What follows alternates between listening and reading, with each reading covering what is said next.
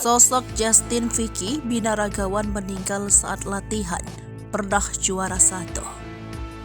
Binaragawan Justin Vicky meninggal dunia.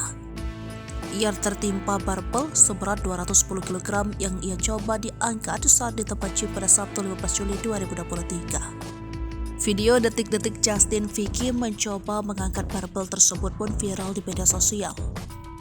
Dalam video yang beredar, Justin Vicky gagal mengangkat barbel 210 kg. Karena insiden tersebut, Justin Vicky meninggal dunia di usia 33 tahun. Melansir dari Tribun Timur, dalam latihan angkat beban itu Justin Vicky tidak sendirian. Ada seorang pelatih membantunya namun pun tak berhasil dikendalikan. Justin Vicky dikenal sebagai binaragawan dan juga influencer kebugaran Indonesia. Dengan keahliannya di bidang olahraga, membuat Vicky pernah meraih berbagai kemenangan dalam kontes.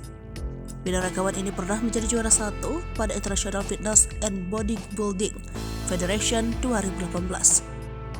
Ia juga pernah juara 1 angkat beban 65 kg hingga ikut kontes Ultimate Body Contest di tahun 2011. Tak hanya itu, Justin juga dikenal bukan sebagai sosok pelatih saja, tapi ia juga sebagai motivator yang selalu membuat orang lain terinspirasi untuk menjaga kesehatan.